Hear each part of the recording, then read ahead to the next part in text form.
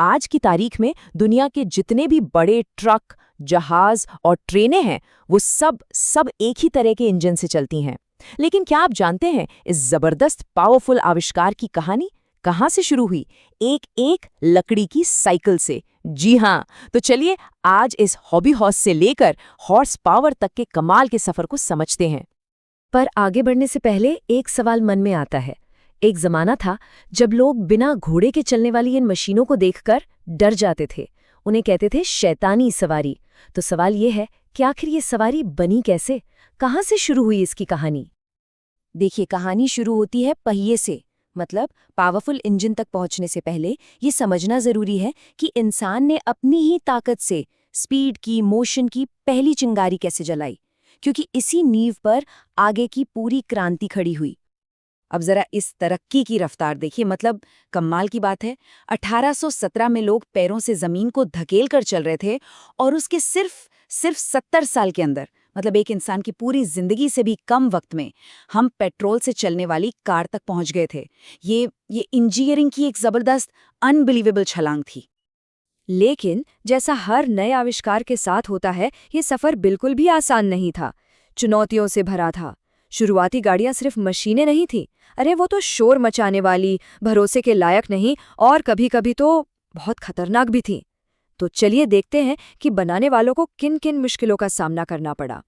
जरा सोच कर देखिए, आपको अपनी गाड़ी में पेट्रोल भरवाने के लिए केमिस्ट की दुकान पर जाना पड़ रहा है और सड़क पर गाड़ी चलाने से पहले एक आदमी को आगे आगे लाल झंडा लेकर दौड़ना पड़ता था। ये वो शुरुआती दिन थे जहां हर मोड़ पर एक नई मुश्किल खड़ी थी। लोगों में डर इतना बैठ गया था कि इन गाड़ियों का नाम ही पड़ गया, शैतानी सवारी। और ये सिर्फ कोई मजाक नहीं था। ये नाम ये दिखाता है कि आम लोग इस नई टेक्नोलॉजी से कितना ज्यादा घबराए हुए थे। तो इन सारी मुश्किलों के बीच एक जर्मन इंजीनियर थे, रूडोल्फ डीजल।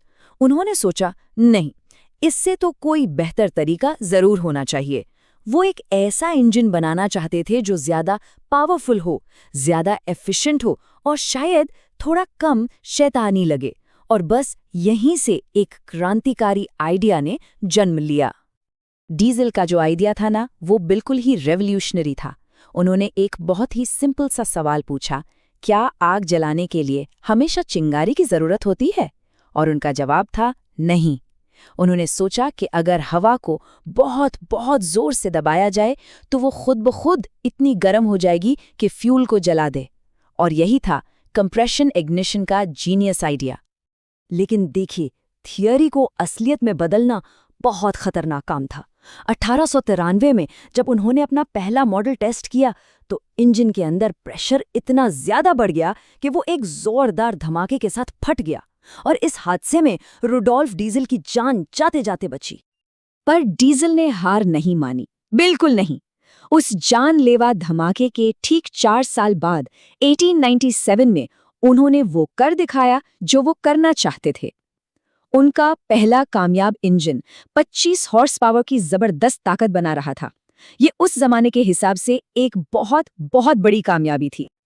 अच्छा, अब एक बहुत ही हैरान करने वाली बात, डीजल का जो पहला कामयाब इंजन था वो पेट्रोल या केरोसिन से नहीं चला था। वो चला था मूंगफली के तेल से। जी हाँ, पीनट ऑयल। उनका तो सपना था कि किसान अपनी ही फसल से अपनी मशीनों के लिए फ्यूल उगाएं। मतलब आज जो हम बायोफ्यूल्स की बात करते हैं, वो ये सोच 100 साल पहले ही रख चुके थे। तो आखिर पेट्रोल और डीजल इंजन में मेन फर्क क्या है? देखिए, सबसे बड़ा फर्क है चिंगारी का।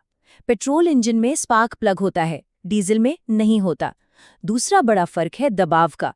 डीजल इंजन हवा को बहुत बहुत ज्यादा दबाता है और इसी वजह से वो ज्यादा टॉर्क बनाता है। अब टॉर्क क्या है? टॉर्क मतलब खींचने की ताकत। जैसे किसी टाइट जार के ढक्कन को खोलने के लिए जो घुमाने वाली पावर लगती है ना, बस वही। और इसी ताकत की वजह से आज भी ट्रकों और ट्रेनों में डीजल इंजन का ही इस्तेमाल होता है। तो सवाल ये है कि ये मशीन आखिर काम कैसे करती है?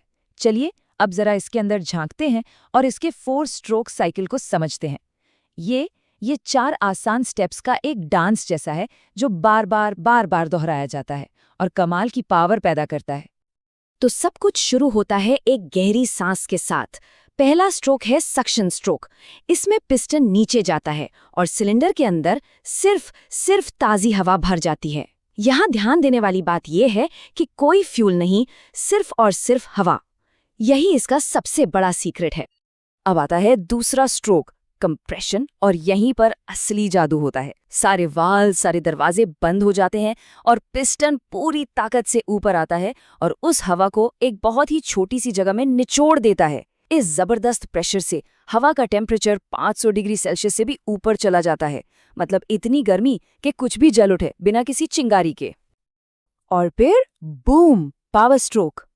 ठीक उसी पल जब हवा सबसे ज्यादा गर्म होती है, एक इंजेक्टर डीजल की एक बारीक फुहार उस पर स्प्रे करता है और जैसे ही फ्यूल उस सुपर हॉट हवा से टकराता है, एक जोरदार धमाका होता है।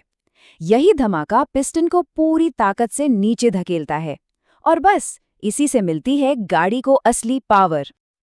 और आखिर में आता है एग्जॉस्ट स्ट्रोक, मतलब अब सफाई का काम। एग्जॉस्ट वाल्व खुलता है, पिस्टन फिर से ऊपर आता है और जली हुई सारी गैसों को, धुएं को सिलेंडर से बाहर निकाल देता है। सिलेंडर अब फिर से साफ है और अगले राउंड के लिए तैयार। और ये पूरा का पूरा साइकिल, सांस लेना, दबाना, धमाका करना और बाहर निकालना 1 मिनट में हजारों बार होता है। तो रूडोल्फ डीजल के उस एक खतरनाक एक्सपेरिमेंट का आज की हमारी दुनिया पर क्या असर पड़ा है? उनकी ये विरासत आज हमें कहाँ-कहाँ नजर आती है? सीधा सा जवाब है, डीजल इंजन आज भी हमारी दुनिया के वर्क हॉर्स हैं। मतलब सारा भारी काम यही करते हैं। इनकी वो जो जबरदस्त खींचने की शक्ति है ना, हाई टॉर्क, वही हमारी पूरी इकोनॉमी को चलाती है। हमारा सामान, हमारा खाना, सब कुछ एक जगह से दूसरी जगह इन्हीं की बदौलत पहुंचता है। तो 4 स्ट्रोक साइकिल से पावर कैसे बनती है ये तो हमने समझ लिया, लेकिन अब सवाल ये उठता है कि क्या इस पावर को और भी ज्यादा बढ़ाया जा सकता है? क्या एक इंजन से और भी ज्यादा ताकत निकाली जा सकती है? इसका जवाब इंजीनियरिंग के एक और शानदार आविष्कार में छिपा है। एक ऐसा आविष्कार जो हवा का ही इस्तेमाल करके इंजन को एक तरह से सुपरचार्ज कर देता है। लेकिन वो कहानी फिर कभी।